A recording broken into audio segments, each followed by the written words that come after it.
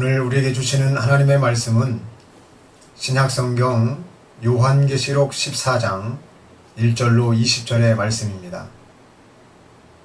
신약성경 요한계시록 14장 1절로 20절의 말씀입니다. 이제 제가 하나님의 말씀을 받들어 봉독할 때에 오늘 우리 각자에게 주시는 하나님의 음성을 들으시기를 바랍니다. 또 내가 쳐다보니 보라, 어린 양이 시온산 위에 서 있고 그와 함께 14만 4천 명이 있는데 그들의 이마에는 그의 아버지의 이름이 쓰여 있더라. 또 내가 하늘에서 나는 소리를 들으니 많은 물소리와도 같고 큰 천둥 소리와도 같더라. 또 내가 하프 타는 자들의 하프 소리도 들었노라. 그들이 보좌 앞과 내 짐승과 장로들 앞에서 새 노래 같은 것을 불렀는데 땅에서 구속을 받은 14만 4천 명 외에는 그 노래를 배울 사람이 없더라. 이들은 여자들과 더불어 더럽혀지지 아니한 자들이니 이는 그들이 동정들임이라. 이들은 어린 양이 어디로 가든지 따라가는 자들로 하나님과 어린 양께 첫 열매들이 되어 사람들 가운데서 구속을 받았느니라. 그들의 입에서 교활함을 찾아볼 수 없는 것은 그들이 하나님의 보좌 앞에서 흠이 없기 때문이라. 또 내가 보니 다른 천사가 하늘 한가운데로 날아가는데 그가 땅에 사는 자들과 모든 민족과 족속과 언어와 백성에게 전할 영원한 복음을 가지고 큰 음성으로 말하기를 하나님을 두려워하며 그분께 영광을 돌리라. 이는 그분의 심판의 때가 이르렀음이라. 하늘과 땅과 바다와 물의 원천들을 지으신 그분께 경배드리라고 하더라. 또 다른 천사가 뒤따라가며 말하기를 큰 도성 바빌론이 무너졌도다 무너졌도다. 이는 그녀가 모든 민족들에게 그녀의 음행으로 인한 진노의 포도주를 마시게 하였음이로다 라고 하더라. 셋째 천사가 그들을 따라가며 큰 음성으로 말하기를 누구든지 그 짐승과 그의 형상에게 경배하고 그의 표를 자기 이마나 손에 받는다면 그 역시 하나님의 진노의 포도주를 마시게 되리니 그것은 그의 진노의 잔에 혼합하지 않고 부은 것이니라. 또 그 사람은 거룩한 천사들의 면전과 어린 양의 면전에서 불과 유황으로 고통을 받으리니 그 고통의 연기가 영원 무궁토록 올라가리라. 그 짐승과 그의 형상에게 경배하고 그의 이름의 표를 받는 자는 누구든지 밤낮 쉼을 얻지 못하리라. 여기에 성도들의 인내가 있으며 여기에 하나님의 계명들과 예수의 믿음을 지키는 자들이 있느니라고 하더라. 또 내가 하늘에서 나는 음성을 들었는데 나에게 말씀하시기를 기록하라. 이제부터 주 안에서 죽는 자들은 복이 있도다. 성령께서 말씀하시니라. 이는 실로 그들은 자기들의 수고를 그치고 쉴 것이요 그들의 행위가 그들을 따를 것임이라고 하시니라. 또 내가 쳐다보니 보라, 흰 구름이라. 그 구름 위에 인자와 같은 이가 앉았는데 그분의 머리에는 금면류관을 썼고 손에는 예리한 낯을 가졌더라. 그때 다른 천사가 성전에서 나와 구름 위에 앉으신 그분께 큰 음성으로 부르짖기를 주의 낯을 대어 곡식을 거두소서. 주께서 거두실 때가 되었으니 이는 땅의 곡식이 익었음이니이다 라고 하더라. 그러자 구름 위에 앉으신 이가 그의 낯을 땅에 대어 땅에서 곡식을 거두시더라. 그 후에 또 다른 천사가 하늘에 있는 성전에서 나오는데 그 역시 예리한 낯을 가졌더라. 불을 다스리는 권세를 가진 또 한 천사가 제단에서 나와 예리한 낯을 가진 자에게 큰 소리로 외쳐 말하기를 너의 예리한 낯을 대어 땅의 포도송이를 거두라. 이는 그 포도들이 다 익었음이라고 하더라. 그러므로 그 천사가 낯을 땅에 대어 땅의 포도송이를 거두어서 하나님의 진노의 큰 포도즙틀에 던져 넣으니라. 그 포도즙틀이 도성 밖에서 짓밟히니 그 틀에서 피가 흘러나와 마을 굽비까지 닿고 1600 스타디움까지 퍼지더라. 아멘. 계속해서 요한계시록에 대해서 우리가 강의하며 또 이 설교의 말씀을 나누고 있습니다. 요한계시록은 크게 두 가지라고 그랬습니다. 예수님에 관한 것, 그리고 예수님이 말씀하신 이 권면의 말씀들을 우리가 듣고 죄를 회개해서 천국에 가야 된다라는 내용으로 되어 있습니다. 자, 오늘 말씀 예수님은 누구신가? 그 10번째 시간입니다. 요한계시록 14장의 말씀인데 앞서 우리가 봤던 13장의 말씀에서는요, 사단 마귀 루시퍼에 대한 내용이 나오고, 오늘 요한계시록 14장에서는 여호와 하나님이신 예수님에 대한 이야기가 소개가 되어지고 있습니다. 그 특징을 다시 한번 우리가 복습해 본다면은, 요한계시록 13장에서 사단 마귀 루시퍼, 이 용은 세상의 권력자였고 또 종교 지도자들이었다고 했습니다. 세상의 권력자와 종교 지도자들을 내세워 가지고 뒤에서 조정을 하는 거죠. 뒤에서 조정하면서 어떤 걸 하는 거예요? 죄의 집, 이 죄를 조장합니다. 그 내용들이 어떤 내용들이었습니까? 하나님을 모독하는 거였다는 거예요. 우리 하나님을 모독한다. 여러분, 죄 중에 가장 큰 죄가 뭐냐? 하나님을 모독하는 것입니다. 이것이 뭐냐? 가장 큰 교만입니다. 이 세상에서 큰 권세와 큰 일을 행하면서, 여러분, 큰 것을 가졌어요. 아주 큰 일들을 행해요. 남들이 보면 괜찮습니다. 그런데 하나님을 모독한다는 거예요. 가장 큰 교만. 하나님을 대적하는 거예요. 하나님의 이름과 그의 성막과 하늘, 천국에 거하는 자들을 모독합니다. 성도들과 싸우고 어린 양처럼 두 뿔을 가짐으로써 주님과 흡사하게 보이도록 만들었어요. 이것이 진정으로 주님을 카피하는 이단들의 행태인 것입니다. 또한 치명적인 상처를 치유함으로써 첫째 짐승에게 경배하게 했고 우상 숭배하게 만들었습니다. 큰 이적들을 행했고요, 땅에 거하는 자들을 미혹했습니다. 여러분, 사람들이 그냥 미혹당하지 않아요. 따라간다고 할 때 뭔가가 이적이 있어야 따라가는 거잖아요. 짐승을 위하여 형상을 또 만들게 했습니다. 그리고 그 형상에게 생명을 줬어요. 666. 여러분, 이것은 베리칩이 아니라고 분명하게 말씀드렸습니다. 성경의 해석대로 666이라는 말은 숫자였습니다. 한 사람의 의미였다라고 그랬죠. 666은 사단 마귀 루시퍼에게 인맞은 자, 즉 죄를 지은 자에게 찍히는, 그에게 속하는 것을 의미한다라고 말씀드렸습니다. 특히 요한계시록 13장 16절로 18절에는 불법 거래를 하는 자들로 이마나 또 오른손에 이렇게 표를 받은 자를 보여준죠. 여기서 많은 분들이 베리칩 하는데 절대로 이것이 베리칩이 아닙니다. 방금 설명을 드린 대로 죄를 지어서 사단 마귀에게 속하는 자, 사단 마귀에게 속하는 자를 말하는 것입니다. 좀 더 적극적으로 말씀드리면 예수님을 믿지도 않아요. 죄를 회개하지도 않아요. 그래서 지옥에 갈 자, 지옥에 가게 될 자, 이게 666표를 받은 자라고 하는 것입니다. 자, 요한계시록 13장 16절로 18절 말씀을 읽어드리겠습니다. 그가 모든 자, 즉 작은 자나 큰 자, 부자나 가난한 자, 자유자나 종이나 그들의 오른손이나 이마에 표를 받게 하고 그 표나 그 짐승의 이름이나 그의 이름의 숫자를 지닌 사람을 제외하고는 아무도 사거나 팔 수 없게 하더라. 지혜가 여기에 있으니 지각이 있는 자는 그 짐승의 숫자를 헤아려 보라. 그것은 한 사람의 숫자이니 그의 숫자는 666이니라. 자, 그런데 이 말씀하고 반대되는 말씀이 오늘 바로 말씀에 나오죠. 오늘 요한계시록 14장 1절 3절을 보면 이 요한계시록 13장 오늘 16절에서 18절의 내용과는 반대되는 내용이 정확하게 기록이 되어 있습니다. 그러면서 예수님이 누구신지를 말씀하고 있는 거죠.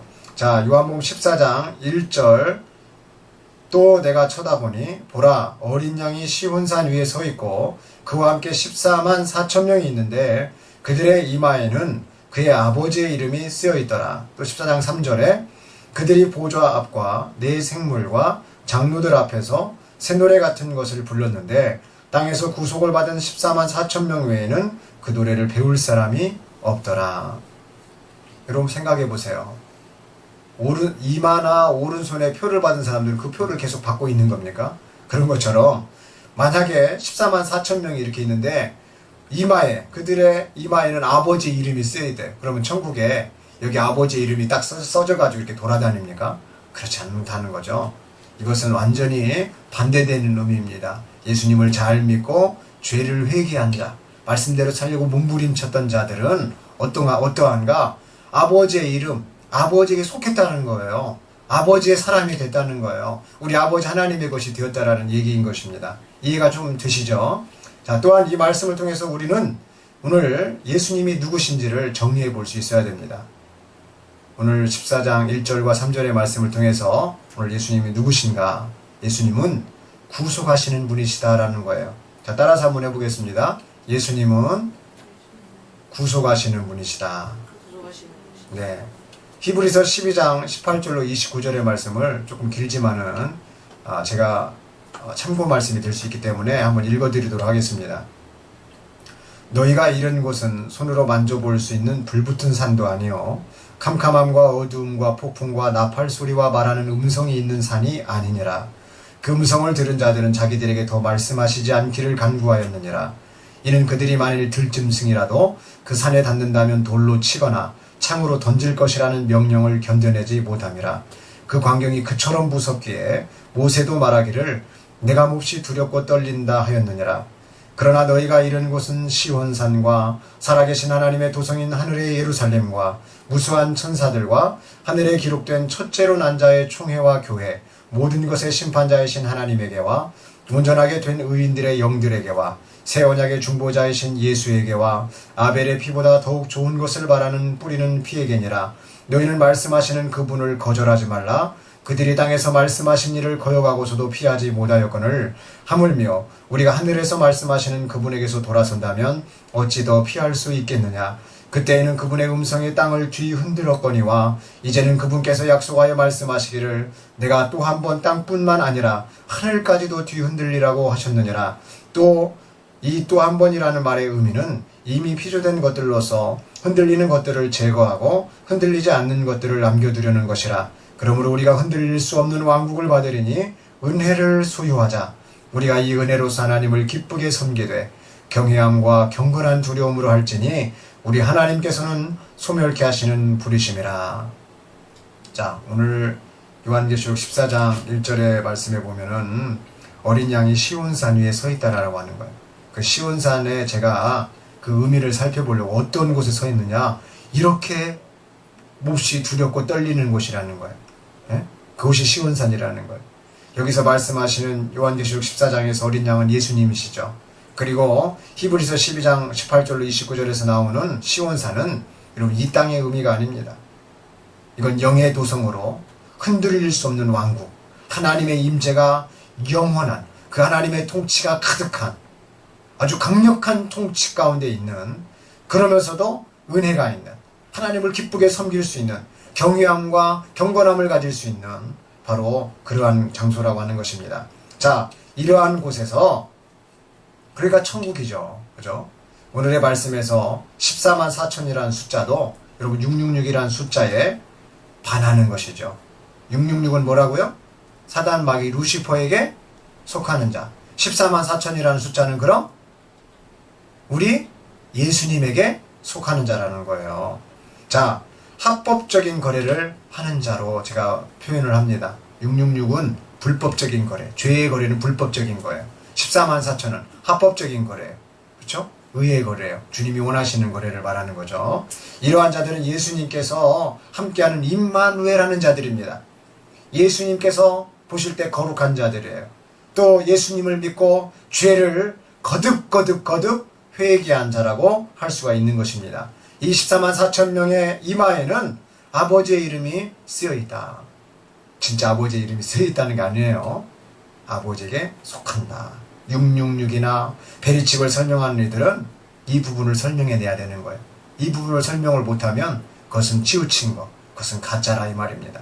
우리가 알아야 할 중요한 사실이 있습니다. 창세기부터 요한계시록까지 영원 전부터 영원까지 우리 아버지의 이름은 바로 여호와 하나님이십니다.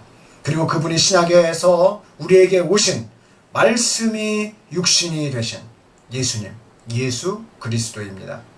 이 여호와 하나님이신 예수님께서 지금 우리 안에 계셔서 성령을 공급하시는 것, 이 성령을 통해서 여호와 하나님이신 예수 그리스도를 알아가게 하시고 또 예수 그리스도를 증거하게 하시고 또 예수님의 하셨던 그 말씀의 삶을 살아가도록 나타내도록 그것을 붙들도록 하시는 이 도우시는 그분이 누군가? 그게 하나님으로 역사하고 계시는 성령이라고 하는 것입니다. 오늘 본문 말씀 3절에서 땅에서 구속받은 14만 4천 명 외에는 그 노래를 받을 사람이, 노래를 배울 사람이 없더라 라고 말씀합니다. 예수님은 누구신가? 구속하시는 분이라고 했는데 14만 4천 명을 구속했다라고 하는 거예요. 그러면 여러분 수없이 많은 사람들 중에서 14만 4천 명만 구속하냐? 그런 뜻이 아니라 이 말이에요.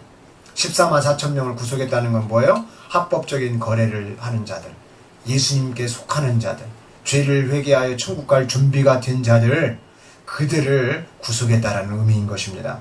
자, 그렇다면 14만 4천 명이 누구이며 이들이 정말로 누구이기에 주님은 14만 4천 명인 이들을 구속하셨는지를 좀 더 살펴볼 필요가 있겠습니다. 자, 오늘 요한계시록 15장 2절에 이 내용이 나옵니다. 15장 2절 한번 볼까요? 요한계시록 15장 2절에 14만 4천에 대해서 나오는데, 자, 같이 한번 읽어보겠습니다. 시작. 내가 보니 불로 뒤섞인 유리바다 같은 것이 있고 그 짐승과 그의 형상과 그의 표와 그의 이름의 숫자에 대하여 이긴 자들이 하나님의 하프들을 가지고 유리바다 위에 섰더라. 자, 이 말씀을 보고 오늘 14장 2절로 와서 다시 한번 읽어보겠습니다. 또 내가 하늘에서 나는 소리를 들으니 많은 물소리와도 같고 큰 천둥 소리와도 같더라. 또 내가 하프 타는 자들의 하프 소리도 들었노라. 여러분 14만 4천 명이 어떤 자라고 나옵니까? 이긴 자라고 나와요. 이긴 자. 아멘. 아멘. 자, 이긴 자라고 하는 것은 뭐예요? 제가 어디에서 이겼다라고 그랬죠? 오늘 요한계시록의 삶을 나누면서 땅의 삶은 세 가지의 삶이 있었다고 그랬어요. 죄악된 소돔과 고모라의 삶, 그리고 이스라엘 백성들이 노예 생활을 했었던 이집트의 삶, 더 나아가서 예수님이 십자가에 못 박혀서 죽었던 골고다의 언덕과 같은 삶이 있다라고 했습니다. 그래서 이러한 삶에서 뭐 한 거예요? 이 죄에 대하여, 그렇죠? 소돔과 고모라에서도 죄에 대하여, 이집트에서도 죄에 대하여, 예수님이 골고다 십자가 언덕에서도 죄에 대하여 목숨 걸어서 이긴 자들입니다. 목숨 걸어서 이긴 자들. 이런 사람들이 참 믿음의 삶을 사는 거예요. 진정한 회개의 믿음을 지닌 자들, 돌아서는 자들을 회개한 자라고 하는 거예요.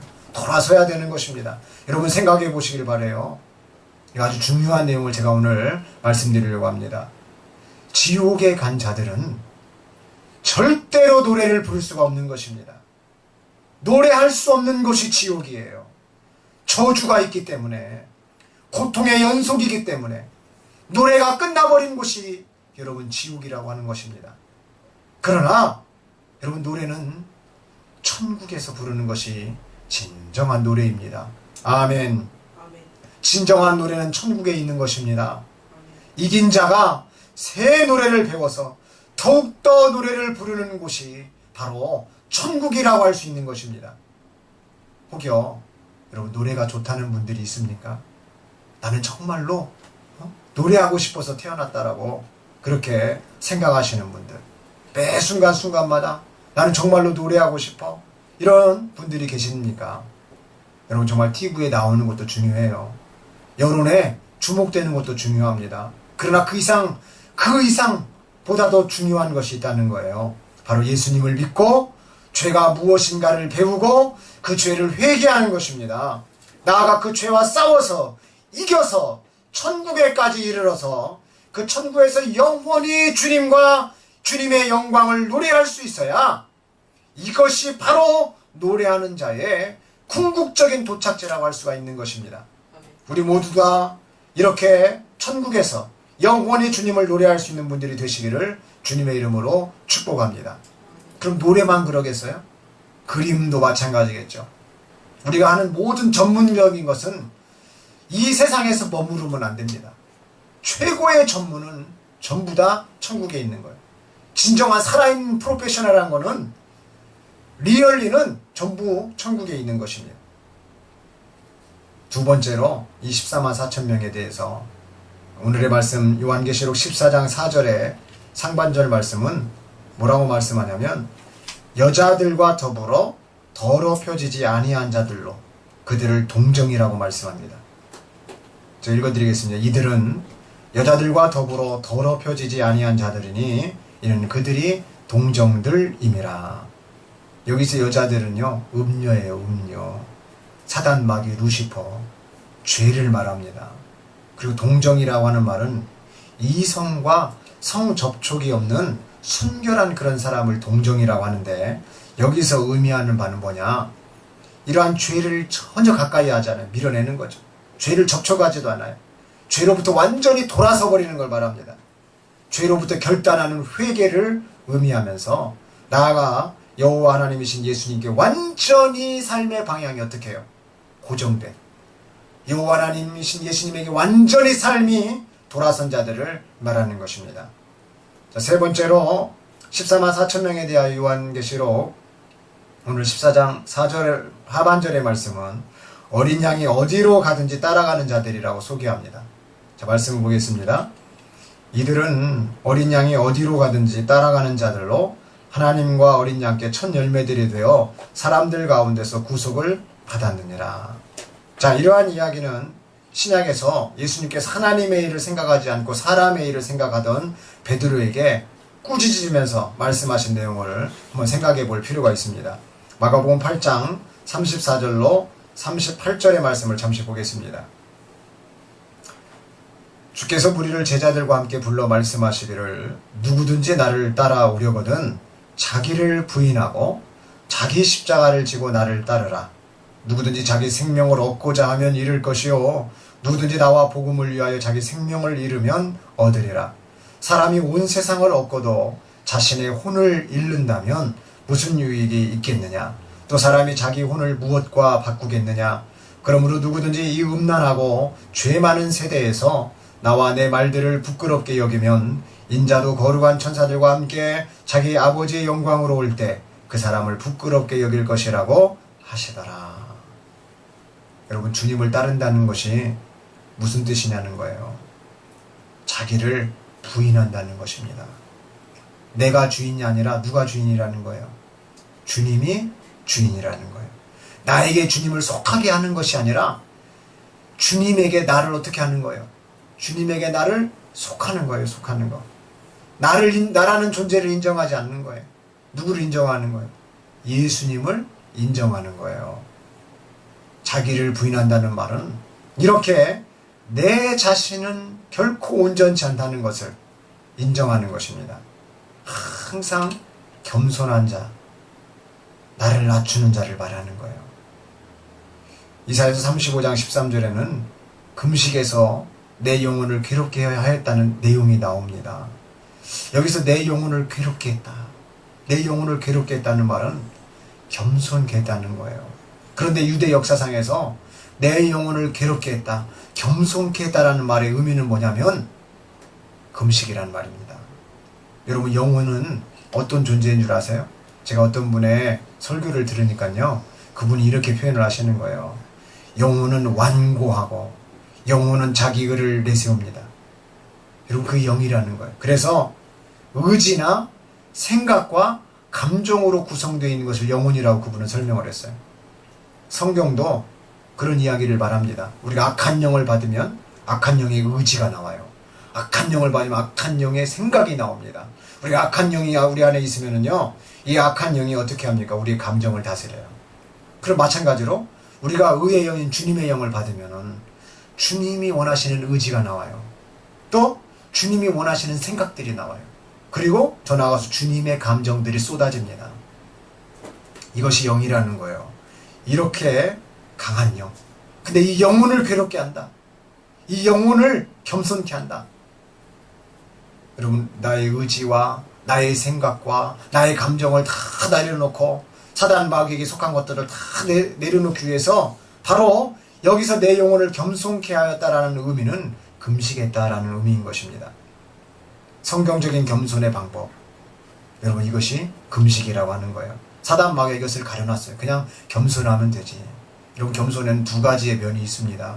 제가 늘 강조했던 죄를 회개하는 것이 겸손이에요. 그 죄를 회개하는 것 이상, 죄를 회개하고 나서 두 번째로 우리가 하나님의 응답을 받고 하나님의 은혜를 체험하기 위해서는 어떻게 해야 되느냐? 바로 겸손해져야 된다는 것입니다. 자기를 부인해야 되는 거예요. 자기 부인, 자기 겸손에는 무엇이 있느냐? 바로 금식이 있는 것입니다. 내 감정, 내 생각, 내 의지 다 내려놓겠다는 거예요. 다 내려놓겠다는 거예요. 그동안 악한 일을 위해 사용되었던 나의 의지, 그동안 악한 일을 위해 사용되었던 나의 생각들, 나의 감정들, 이것들을 겸손케 하면서 영혼을 괴롭게 하는 거예요. 영혼을 괴로워. 여러분 배가 고파 보세요. 괴로워요. 육체가 괴로워요. 그럼 육체만 괴롭습니까? 마음이 괴로워. 배가 고프다. 마음이 괴로워지는 거예요. 그런데 내가 육체가 이렇게 그 감정, 생각, 의지가 금식 한 끼를 통해서 어떻게 됩니까? 주님, 제가 배가 고픈데 예전에 이렇게 악한 삶으로 살았는데 내가 악한 생각을 했는데 내가 악한 감정을 가졌는데 주님, 내가 주님에 대한 생각으로 바뀌어지고 싶어요. 내가 주님의 감정을 갖고 살고 싶어요. 나는 주님의 의지대로 주님의 뜻대로 살고 싶습니다. 나는 하나님의 나라와 의를 구하고 싶습니다. 이렇게 해요. 그래서 죄를 회개하고 하나님 말씀대로 살기 위해서 낮아질 대로 낮아지고 낮아지는 거. 이게 뭐라? 바로 겸손한 거, 금식이라고 하는 것입니다. 자기 십자가를 진다는 거. 오늘 자기 십자가를 지고 나를 따라오라고 그랬잖아요. 그렇죠? 자기 십자가를 지고 나를 따라라. 자기 자신을 어디에다 놓는 거예요? 죄인의 위치에다 놓는 거예요. 죄인의 위치. 여러분, 죄인들을 옛날에 밥을 주지 않았습니다. 죄인들을 강제 금식시켜버렸어요. 옛날에는 다 누가 먹었어요? 4대 부집이 있어. 우리나라 조선시대 때 보면 종들이 잘못하면 밥 줘요? 안 줍니다. 저놈을 굶겨서 죽여버려라! 이렇게 말을 해요.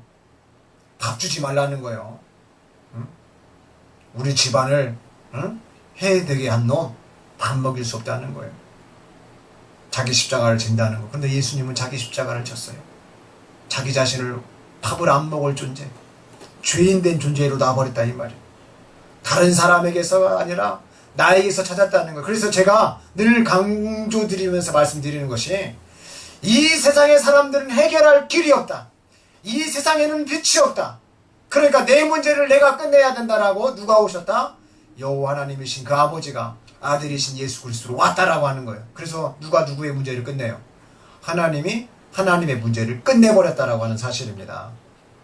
자, 나아가 십자가를 지면서 예수님처럼 우리는 죄와 사망에 대하여 생명을 걸어야 되는 것입니다.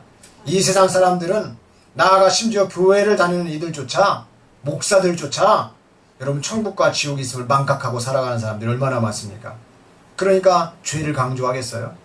그러니까 죄를 지은 사람을 책망할 수 있겠어요? 본인도 죄를 짓고 있는데, 본인도 어떻게 살고 있는지 모르는데 누구에 대해서 컨설팅을 합니까? 영적 컨설팅이 안 나오는 거죠. 예수님은 사람이 온 세상을 얻고도 오늘 말씀처럼 자신의 혼을 잃는다면 무슨 유익이 있겠느냐고 죽음 이후, 즉 영혼의 삶에 대해서 말씀해 주셨습니다. 여러분, 죽음 이유가 있다는 거예요. 네? 근데 이 세상에서 자신의 혼을 잃지 않는 방법을 주님이 알려주신 거죠. 바로 십자가를 지는 것입니다. 자기 자신을 부인하는 것입니다. 이 세상 넘어 천국과 지옥이 있기 때문에 우리는 그 천국 영원한 삶이 있다는 것을 바라보기 때문에 예수님이 말씀하신 이 말씀대로 살아야 되는데 이렇게 못 살 때가 많아요. 남 이야기 많이 하고 남의 죄들을 많이 떠벌린다라고 하나요? 뭐 뒤에서 호박씩 간다는 이야기도 있습니다만은 그렇게 힐난하고 부정적인 평가를 하고, 그렇죠? 그러한 것들, 혹평을 하는 것들은 결코 좋지 않습니다. 부정적인 뭐 댓글을 단다거나 이런 것도 주님이 원하시는 건 아니죠. 여러분, 댓글을 나한테 달아보세요. 네? 인터넷 좋아하시는 분들, 글 쓰시기 좋아하시는 분들은 항상 자기 자신을 한번 써보세요. 자기 자신이 얼마나 깨끗하고 내 자신이 얼마나 의롭고 내 자신이 얼마나 괜찮은지. 절대 그렇지 않습니다. 여러분, 우리가 살아가는 세대를 예수님은 음란하고 죄 많은 세대라고 정의하셨어요. 그러므로 이 세상, 이러한 세상에서 우리가 예수님을 따라가기 위해서는 어떻게 해야 됩니까? 예수님만을 바라보면서 이 세상의 삶에 대하여, 죄에 대하여 십자가를 지며 목숨을 거는 각오로 따라가야 되는 거예요. 이들이 바로 14만 4천 명에 속한 자들의 모습이었다라고 하는 것이죠.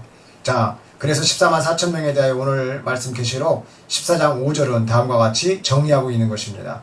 그들의 입에서 교활함을 찾아볼 수 없는 것은 그들이 하나님의 보좌 앞에서 흠이 없기 때문이라. 아멘. 여러분, 사람들이 볼 때도 중요합니다. 그러나 더 중요한 것은 바로 여호와 하나님이신 예수님이 보시기에 흠이 없어야 되는 것입니다. 그러므로 예수님을 믿고 죄를 회개하는 것이 이처럼 중요하다라고 하는 거예요. 교활한 자들이 여러분 되면 안 됩니다. 교활한 자들은 어떤 자들인 줄 아세요? 교활한 자? 교활한 자는요, 겉다르고 속 다른 거예요. 겉하고 속이 완전 다른 거예요. 이들이 666이라고 하는 사단 마귀 루시퍼에게 속아서 죄를 지어서 지옥에 떨어질 죄인들의 행태인 것입니다. 우리는 666이 아니라 14만 4천이라는 이 숫자, 14만 4천 명처럼 자기를 부인하고 자기 십자가를 지고 주님 앞에 흠이 없는 자로 그렇게 천국에 갈 자들이 되시기를 주님의 이름으로 축복합니다. 우리 예수님이 누구신가? 오늘 두 번째로 요한계시록 14장 6절로 7절의 말씀을 보면은 예수님은 영원한 복음이신 분이라는 얘기예요. 아멘. 자, 요한계시록 14장 6절로 7절. 또 내가 보니 다른 천사가 하늘 한가운데로 날아가는데 그가 땅에 사는 자들과 모든 민족과 족속과 언어와 백성에게 전할 영원한 복음을 가지고 큰 음성으로 말하기를 하나님을 두려워하며 그분께 영광을 돌리라. 이는 그분의 심판의 때가 이르렀음이라. 하늘과 땅과 바다와 물의 원천들을 지으신 그분께 경배드리라고 하더라. 자, 마가복음 1장 3절에서도요. 마가는 세례 요한을 보면서 다음의 표현으로 마가복음을 기록했었습니다. 마가복음 1장 1절로 3절에 하나님의 아들 예수 그리스도의 복음의 시작이라. 선지서들에 기록된 바와 같이 보라, 내가 내 면전에 나의 사자를 보내리니 그가 내 앞서 내 길을 예비하리라. 광야에서 외치는 자의 음성이 있어 너희는 주의 길을 예비하고 그의 길을 곧게 하라고 하였더라. 자, 사도 바울도요, 갈라디아 교회에게 서신을 통하여 말씀을 전하면서 다음과 같이 분명하게 이야기를 전했습니다. 갈라디아서 1장 6절로 12절 말씀입니다. 나는 너희가 그리스도의 은혜 안으로 너희를 부르신 이로부터 그렇게 빨리 떠나 다른 복음을 따르게 됨을 이상히 여기노라. 다른 복음은 없나니 다만 너희를 교란시키는 어떤 사람들이 있어서 그들이 그리스도의 복음을 변개시키려는 것이라. 그러나 우리뿐만 아니라 하늘에서 온 천사라도 우리가 너희에게 전한 것 외에 어떤 다른 복음을 전한다면 그는 저주를 받으리라. 우리가 전에도 말한 것 같이 지금도 내가 다시 말하노니 누구든지 너희가 받은 것 외에 어떤 다른 복음을 전한다면 그는 저주를 받으리라. 내가 이제 사람들에게 호감을 사랴? 아니면 하나님께 사랴? 아니면 내가 사람들을 기쁘게 하려고 하겠느냐? 내가 아직도 사람들을 기쁘게 하려고 한다면 나는 그리스도의 종이 아니니라.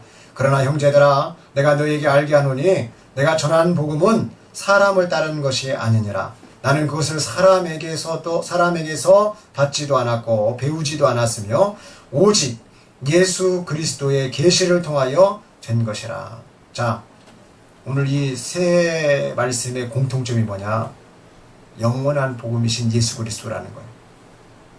사도 요한은 영원한 복음을 가지셨던 것들을 기록을 했습니다. 그분은 하늘과 땅과 바다와 물의 원천들을 지으신 분이라고 설명을 하고 있어요. 예수님은 영원한 복음이신인데, 영원한 복음이신 이분은 누구다? 바로 창세기에 기록된 창조주라는 사실입니다. 마가복음 1장에서도 오늘 마가가 이 세례 요한의 내용을 가지고 이야기를 할 때 하나님의 아들 예수 그리스도의 복음의 시작이라. 즉 하나님의 아들은 무슨 뜻이라고 그랬어요? 전능자라는 거죠. 그렇죠? 하나님의 아들이라는 말은 전능자라는 뜻이라고 그랬어요. 그러니까 전능하신 이 창조주이신 예수 그리스도 복음의 시작이라고 정확하게 말하고 있는 거예요. 사도 바울도 다른 복음 없다는 거예요. 다른 복음을 전하면 뭐라고 말했습니까? 천사가 전한다고 할지라도 저주받는다. 저주받는. 그리스도의 복음밖에 없다는 거예요. 아멘. 근데 이 그리스도의 복음을 사도 바울이 못 배웠다는 거예요. 그 당시에. 가말리알의 문화 속에 있는데도 못 배웠다는 거예요. 유대인 중에 유대인이었는데도 못 배웠다는 거예요. 로마인의 시민권자였는데도 못 배웠다는 거예요. 누구한테 배웠다는 거예요?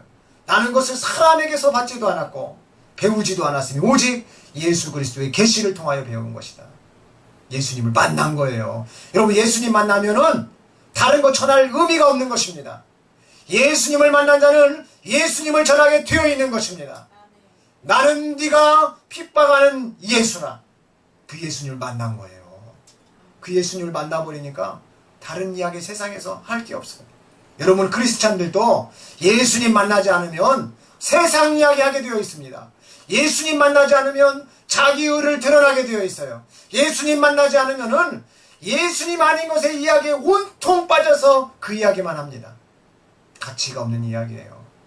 이 세상에서만 가치가 있지. 제가 얼마 전에 어떤 분하고 식사를 하다가 그 얘기를 했어요. 금팔찌를 보면서 제가 뭐라고 한 줄 아세요? 아니, 천국에 있는 건축 재료를 뭐하러 차고 있냐고. 네? 여러분, 이 세상에서 금팔찌가 의미가 있지.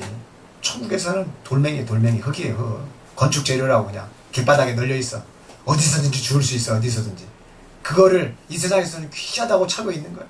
그저 팔찌에, 귀걸이에, 목걸이에, 어떤 사람들은 뭐 또 코도 뚫어, 눈도 뚫어, 뚫는 데도 많더라고요. 여러분, 가치가 바뀐 사람은 이 세상의 것을 다 놓게 되어 있습니다. 근데 특별히 예수님을 만난 사람, 예수님을 만난 사람은 변화가 되어 있게 되어 있다 이 말입니다.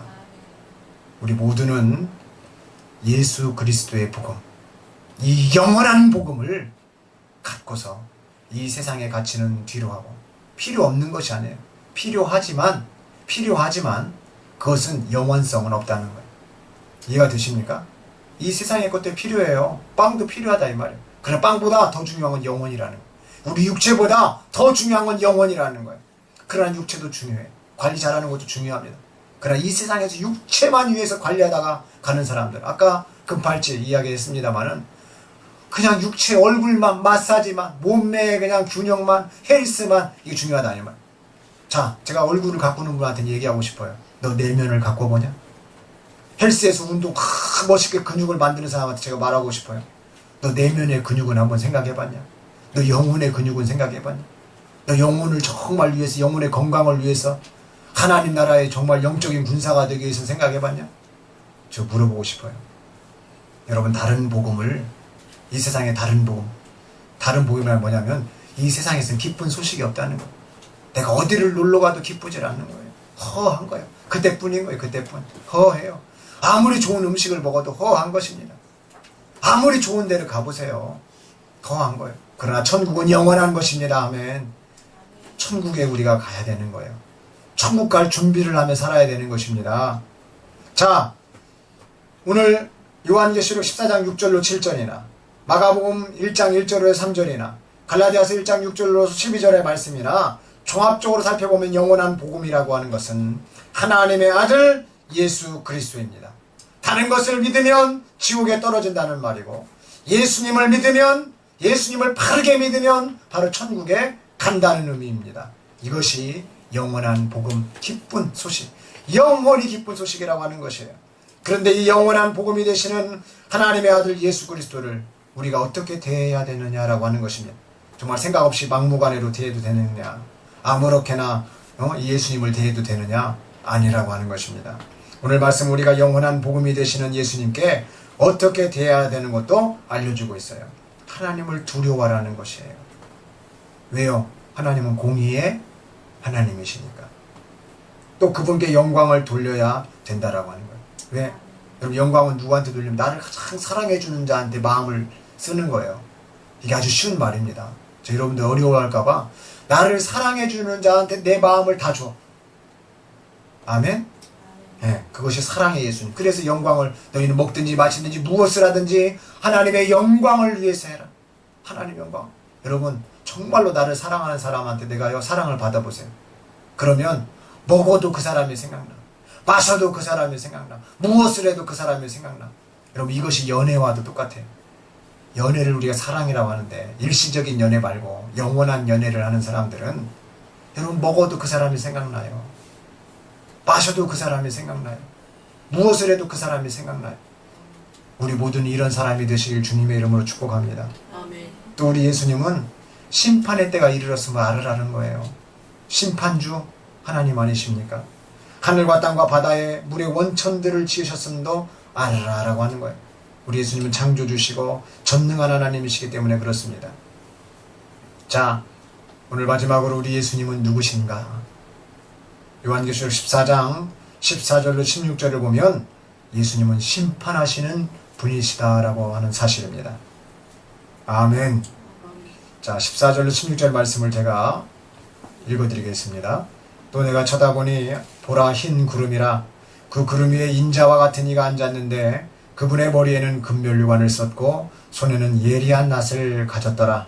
그때 다른 천사가 성전에서 나와 구름 위에 앉으신 그분께 큰 음성으로 부르짖기를 주의 낫을 대어 곡식을 거두소서 주께서 거두실 때가 되었으니 이는 땅의 곡식이 익었음이니이다 라고 하더라. 그러자 구름 위에 앉으신 이가 그의 낫을 땅에 대어 땅에서 곡식을 거두시더라. 아멘. 자, 오늘 요한계시록의 말씀에서는 심판하시는 예수님에 대하여 오늘 13장 14절로 16절의 말씀 앞과 뒤로 조금 더 많은 부분을 소개하고 있습니다. 자, 먼저 앞쪽을 살펴보면 요한계시록 14장 오늘 앞쪽을 살펴보면 뭐라고 어떤 자들을 이렇게 심판한다고 나오냐면 요한계시록 14장 8절에 보면 큰 도성 바빌론에 대한 이야기를 하죠. 바빌론을 심판한다. 여러분 이것의 의미는 사단 마귀 루시퍼와 그 졸개들인데 죄를 짓게 한 자 그 음녀를 심판한다는 뜻이에요. 아멘. 자, 읽어드리겠습니다. 또 다른 천사가 뒤따라가며 말하기를 큰 도성 바빌론이 무너졌도다 무너졌도다. 이는 그녀가 모든 민족들에게 그녀의 음행으로 인한 진노의 포도주를 마시게 하였음이로다라고 하더라. 자, 사단 마귀 루시퍼가 가려진 얘기입니다만은 맥락 우리가 요한계시록 전체를 통해서 오늘 보면 이 여자, 이 음녀, 이 큰 두성 바빌론은 바로 사단 마귀 루시퍼 그 졸개들이 있는 것을 알 수 있죠. 자, 그들이 어떻게 했던 거예요? 음행을 해가지고 진노의 포도주를 마시게 했다. 여러분 아까 진노의 포도주 마시면 끝나는 거예요. 예? 버려지는 것입니다. 또한 요한계시록 14장 9절로 11절에 우상 숭배한 자들을 심판합니다. 아멘. 이것의 의미는 죄를 짓게 한 자에게 미혹되어 사단 마귀 루시퍼에게 미혹되어서 죄를 지은 자를 의미한다라고 하는 거예요. 9절로 11절 말씀을 읽겠습니다. 셋째 천사가 그들을 따라가며 큰 음성으로 말하기를 누구든지 그 짐승과 그 형상에게 경배하고 그의 표를 자기 이마나 손에 받는다면 그 역시 하나님의 진노의 포도주를 마시게 되리니 그것은 그의 진노의 잔에 혼합하지 않고 부은 것이니라. 또 그 사람은 거룩한 천사들과 어린 양의 임재 가운데 불과 유황으로 고통을 받으리니 그 고통의 연기가 영원 무궁토록 올라가리라. 그 짐승과 그 형상에게 경배하고 그의 이름의 표를 받는 자는 누구든지 밤낮 쉼을 얻지 못하리라.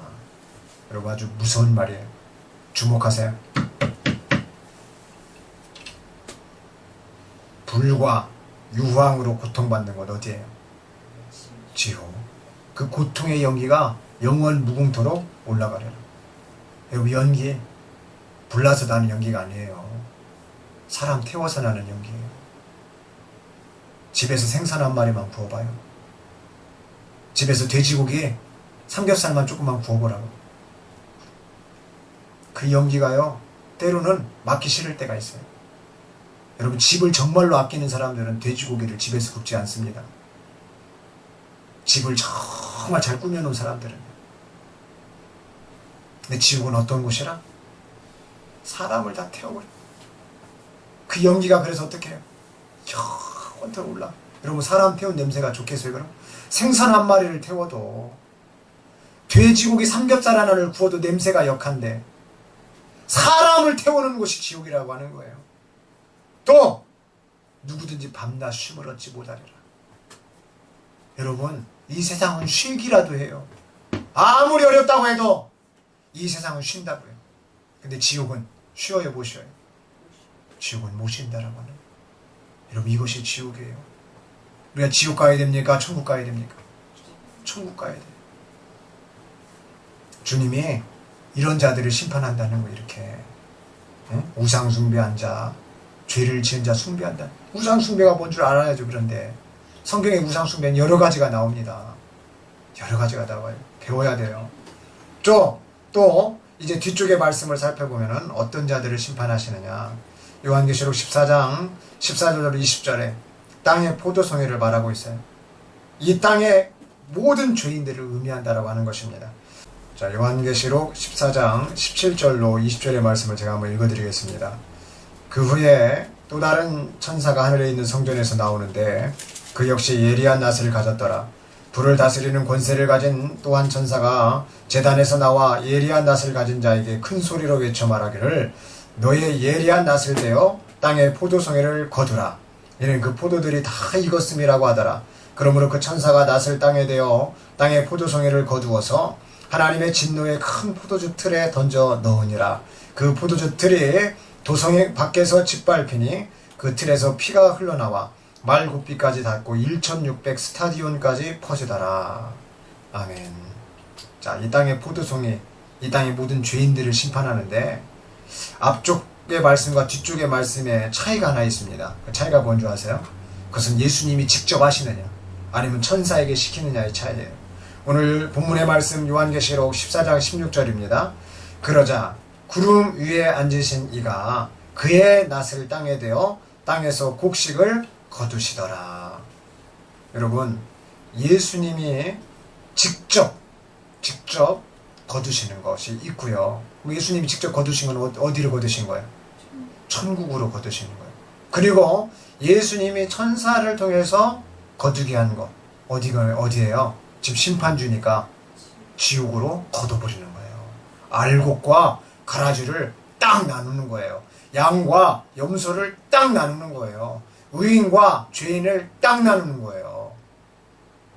여러분, 우리는 여기에서 결정해야 되는 거예요. 내가 어디에 속해 있느냐. 심판을 받아서 가는 곳이 어디라고 말씀드렸습니까? 지옥이에요. 불과 유황으로 고통을 받는 곳이 지옥이라는 거예요. 그 고통의 연기가 좌우가는 곳이 지옥.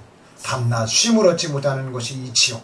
이 지옥에 가다가 예리한 낯을 가져다가요, 전부 다 하나님의 진노의 그 포도주 틀 거기다 그냥 탁 던져 넣어버리니까 그 포도주 틀이 도성에서 또한 짓밟히고 그 틀에서 피가 흘러나와서 말고삐까지 흘러서 닿고 1600 스타디온까지 퍼졌다. 자, 중요한 얘기를 제가 여러분 여기 보세요. 제가 어떤 분이 1600 스타디온을 연구를 해서 이렇게 연구를 했어. 그래서 제가 이제 발췌를 좀 해왔는데요. 1600 스타디온에 대한 연구를 참 잘 해놓으셨더라고요. 제가 이 내용을 조금 이렇게 설명을 좀 해드리겠습니다. 자, 72m 곱하기 44m 둘레는 183m. 이게 2640제곱미터예요. 이거를 1스타디온이라고 합니다. 자, 어렵죠? 자, 다시 한번 72m 곱하기 44m 둘레는 183m. 이거는 2640제곱미터. 2640제곱미터가 뭐라? 1스타디온이라. 자, 그래서 여기 보시면 폼페이가 있어요. 폼페이. 여러분 폼페이 들어보셨어요? 폼페이? 네? 옛날 운동하고 막 이렇게 사자 풀어놔서 막 죽이고 했던데 폼페이가 있죠. 거기가 0.87 스타디온이에요. 0.87 스타디온. 그리고 콜로세움 들어봤어요? 콜로세움? 옛날 로마의 콜로세움. 그렇죠? 이 콜로세움이 115 스타디온. 115 스타디온이에요. 115 스타디온. 여러분, 잠실 종합운동장. 자, 여기 이제 잠실 종합운동장이 나왔죠. 잠실 종합운동장. 꽤 큽니다. 여기는 190m 곱하기 140m. 둘레는 518m. 여러분, 잠실 종합운동장이 몇 스타디온인 줄 아세요? 2.8 스타디온. 아까 저기 잘못했네. 콜로세움은 1.15 스타디온. 1.15 스타디온이고, 우리 잠실 종합운동장 상당히 큰데, 우리 송파 있을 때 잠실 종합운동장 이렇게 봤었죠. 이렇게 분당선 타고 가면서 이렇게 보면은 잠실 종합운동장이 상당히 컸어요. 막 야구도 하기도 하고, 사람들이 올림픽 갈 때 막 연습도 하고 막 그러잖아요. 2.8 스타디온이라는 거예요. 2.8 스타디온. 잠실 종합운동장에. 그럼 피가 막 밟혀서 터지고 막 이렇게 낭자하고 그런데 오늘 말씀은 몇 스타디온이라고 그랬어요? 1600 스타디온이 얼마나 커요?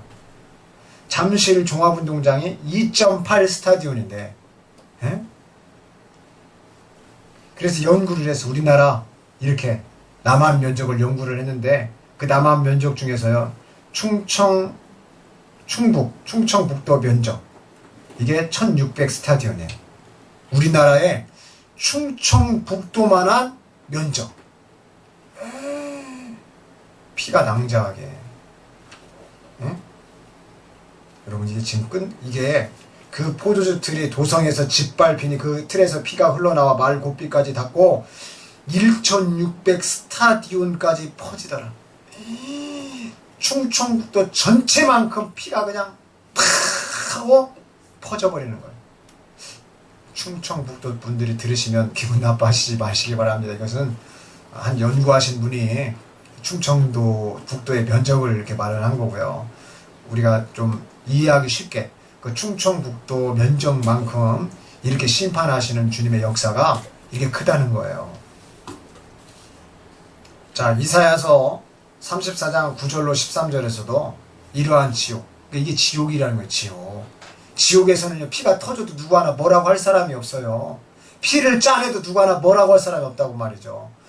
오늘 이 말씀 그대로 피를 막 짜내는 거예요. 짜내는 거. 근데 막 그 피가 낭자한 이 범위가 얼마만큼, 충청북도만큼의 면적만큼 피된, 그럼 여러분 생각해 보세요. 그 피비린내가 얼마나 강하겠습니까? 그쵸? 여러분 조금만 피를 흘려도 피냄새가 난대요. 응급실에서 조금만 피가 나도요, 그 피냄새 때문에 어쩔 줄 몰라요. 에? 사람들이, 여러분 양어장, 이 고기들이 죽어보세요. 그 몇만 마리 죽어도요, 그 조그만한 곳에서 양어장 거기서 냄새가, 피비린내가 진동합니다. 진동을 해요. 썩은 내만 나는 게 아니에요. 그 고기들도 피가 있잖아요. 그 피 냄새가 진동을 합니다. 사람도요, 여러분 시체, 옛날에 전쟁 나가지고 사람들 죽을 때요, 이 시체들이 죽었어요. 또 유럽이라든지 우리나라도 막 탄저병이라든지 여러가지 막 병에 걸려가지고 사람들 죽어나갈 때 그 시체들 냄새가요, 이루 말할 수 없다고 합니다. 그래서 생각을 해서 충청북도만큼의 면적만큼에 있는 이 스타디온 아래 피들이 낭자했고 그 피 냄새가 난다고 하면은요, 여러분 이거 끔찍해서 그 냄새를 견딜 자가 있겠어요? 지옥은, 오늘 지옥에 대해서 계속해서 말하는데 이사야서 34장 9절로 13절에서도 이 지옥을 설명하고 있습니다. 그곳의 시내들은 역청으로 변하게 될 것이요, 그곳의 흙은 유황으로 변하고 그곳의 땅은 불타는 역청이 되리라. 그것은 밤낮 꺼지지 않을 것이며 그 연기들은 영원히 올라가리라. 대대로 그것은 황폐하게 남아 그것을 통과하는 자가 영원 무궁토록 아무도 없으리라. 그러나 가마우지와 해오라기가 그것을 차지하며 올빼미와 까마귀가 거기에 거할 것이라. 주께서 그 땅 위에 혼란의 줄과 공허의 줄을 내미시리라. 그들이 그 왕국으로 귀인들을 부를 것이나 거기에는 아무도 없겠고 그 모든 고관들도 전무하리라. 그 궁들에는 가시들이 자라며 그 요새에는 쇠기풀과 가시나무가 자랄 것이요, 그것은 용들의 처소가 되며 올빼미들을 위한 뜰이 될 것이라. 참 끔찍한 내용이죠. 여러분, 역청이 뭔지 아세요? 역청. 어떤 뭐 송진 말이라죠. 콘크리트, 그 새카만 거. 예? 여러분, 물이 콘크리트가 됐다고 생각을 해보세요. 지옥은 물이 있다고 해서 없다고 그랬어요. 성경에 지옥은 물이 한 방울도 없다고 그랬어요. 물인 줄 알고 마시는 게 뭐예요, 지금? 이 성경대로 표현하면 역청을 먹. 여러분, 콘크리트를 먹는다고 생각해보세요. 아스팔트 재료를 마신다고 생각해보세요. 흙은 유황으로 변한대. 흙. 여러분, 우리가 흙 밟는 거 정말로 감사하게 여겨야 돼요. 이 세상 밟고 다니는 거 감사해. 여기 유황을 밟고 다니는, 유황이 어떤 유황이야? 그곳의 땅은 불타는 역청이 되리라. 세상에. 땅 전체가 불타. 땅 전체가 불타고 있어요. 밤낮 꺼지지도 않아. 연기들은 영원히 올라가. 여러분, 피비린내 나는 이 냄새와 밤낮 꺼지지도 않는 역청, 이것들이 영원히 올라가는 곳. 예? 황폐한 거예요, 황폐. 아무도 다닐 수가 없어. 가마우지, 해오라기, 올빼미, 까마귀만 그냥 예? 이런 죽음의 새들만 다니는 거예요. 사단 마귀들만 날아다니는 거예요. 혼란의 줄과 공허의 줄. 어디서든지 공허해. 혼란해. 어디서든지 혼란스러워. 지옥은 여러분, 아하 소리 지르고 혼란한 거예요. 혼란해. 여러분, 이 세상에서 한 사람이 큰 소리만 쳐도 그냥 정신이 없어요. 집에서 말썽장애에 하나만 있어 보세요. 예? 그놈 하나가 그냥 이것저것 만져대고 이것저것 정신사나 없고. 그런데 지옥은 전체가 다 그런다고 생각해보세요. 살 수가 없어. 곤란해요. 귀인들 한 사람도 없다 이 말이에요. 귀인들. 고관들도 전무한다는 거예요. 전무. 세울 수도 없어요. 그 궁들에는 가시들이 자라면 사단 마귀가 궁을 해놨어. 궁을. 천국의 예루살렘과 시온의 성과 예수님의 도성, 영원한 하나님의 도성을 뻔따가지고 이 녀석도 루시퍼도 성을 만들어놨어. 성. 근데 그 궁들에는 뭐가 있다고? 가시들이 자라면 세상에 가시로 도배가 돼 있어. 궁이. 그거 멋있어요? 안 멋있어요? 안 멋있는데 사단마귀 루시퍼는 그렇게 해놓는 거예요. 가시로 막 자기 궁을 가시로 둘러놨어. 또 요새에는 쇠기풀하고 가시나무가 자라. 쇠기풀. 여러분 쇠기풀이 뭐예요? 도끼 있는 털이 있는 거예요. 도끼 있는. 쏘이면 몹시 아픈 거예요. 아! 이게 아프고 독이 있어가지고 아픈 거. 사단마귀는요 자기 성을 쇠기풀로 다 도배를 해놨다는 거예요. 성경에 기록되는 제 얘기가 아니에요. 가시나무가 자랄 것이요. 아까는 가시들이 막 이렇게 있었다는데 지금은 또 가시나무가 막 자랐어. 이 도성 안에 요새 안에 거기서 용들의 처소가 돼. 올빼미들을 위한 뚫. 제가 표현을 좀 잘할 수 있는지 모르겠습니다. 사단 마귀 옆에 이렇게 있는 거예요. 다. 그런데 주님이 이런 곳에다가 누구를 던져버린다. 죄를 지은 자. 죄를 지은 자를 어떻게 한다? 던져버린다는 거예요. 심판하신다는 거예요. 그럼 우리는 예수님을 생각하고 이런 지옥을 생각해야 됩니까? 안 해야 됩니까? 이런 지옥을 생각해야 돼요? 안 해야 돼요? 이런 지옥을 가르쳐야 됩니까? 안 가르쳐야 됩니까? 가르쳐야 되고 배워야 되고 생각해야 되고 항상 이런 지옥이 있다는 걸 알아야 돼요. 그래서 성도의 삶을 말할 때 성도들은 어떻게 살아야 되는가? 오늘 요한계시록 14장 12절로 13절을 말하는 거예요. 여기에 성도들의 인내가 있으며 여기에 하나님의 계명들과 예수의 믿음을 지키는 자들이 있느니라고 하더라.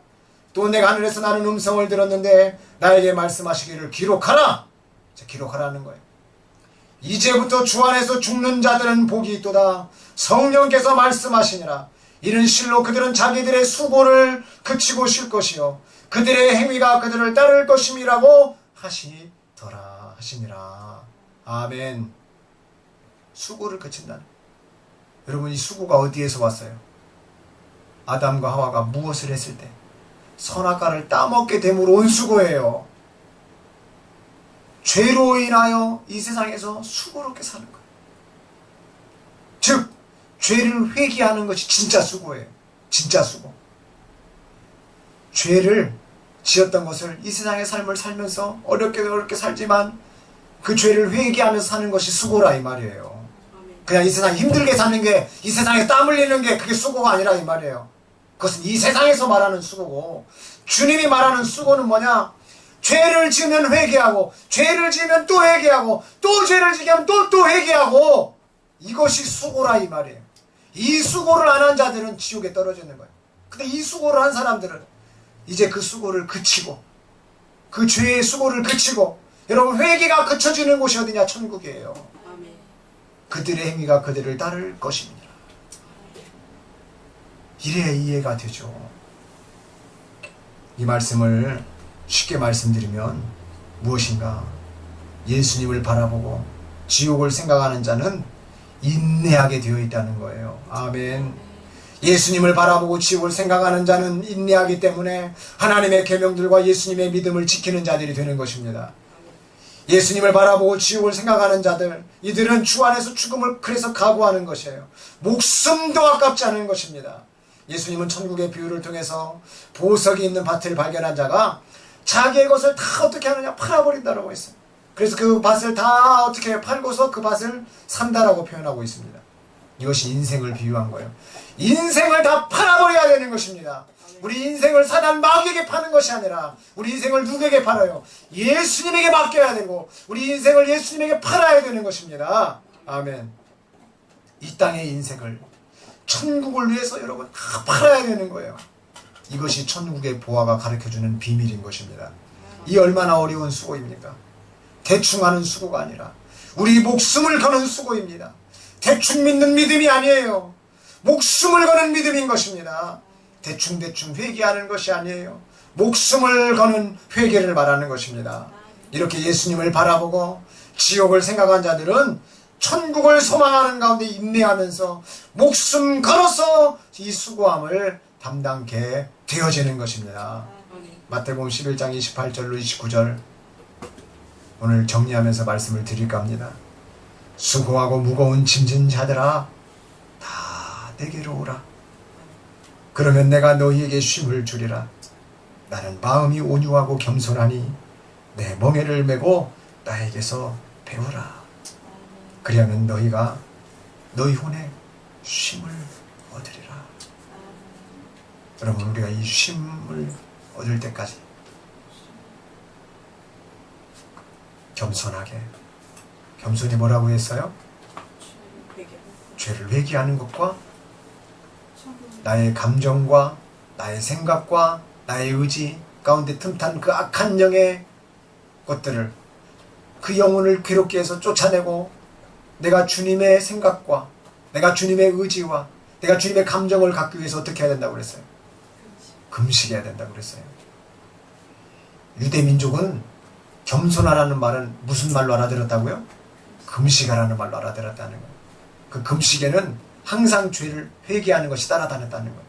그러니까 죄를 회개하고 금식을 하면 기도응답을 받는 것입니다. 우리가 이것을 오늘 말씀을 통해서 배웠으니 이제 이 말씀 가지고서 수고하고 무거운 짐진 것, 죄 때문에 수고하고 우리가 죄로 인하여서 짐졌던 것들 다 내게로 오라. 항상 주님 앞에 나와서 회개만 하면 내가 너에게 쉼을 주리라는 이 말씀, 그래서 천국까지 연결되어서 우리 혼의 쉼을 얻게 되는 그 때까지 오늘 하루하루 예수님을 정말로 생각하고 예수님이 누구신가들을 깊이 묵상하면서 항상 승리하는 14만 4천 명이 다 되시기를 주님의 이름으로 축복합니다.